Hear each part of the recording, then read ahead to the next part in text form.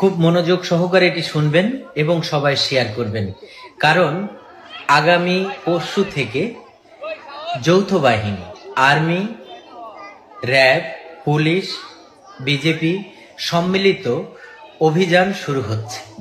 এই শুদ্ধি অভিযানে অবৈধ অস্ত্র তোলার পাশাপাশি সোশ্যাল মিডিয়াতে যারা নোংরা ভিডিও করছেন, যারা সামাজিক অবক্ষয় করছেন, গায়ের পোশাক খুলে ফেলে মেয়েরা ভিডিও করছেন, ছেলেরা আপত্তিকর ভিডিও করছেন, তাদের আইডিগুলো তো ব্যান্ড হবেই।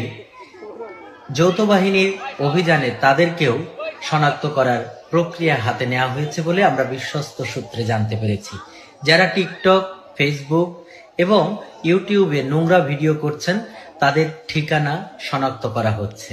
বর্তমান যারা অশ্লীল ভিডিও তৈরি করতেছেন তারা সাবধান।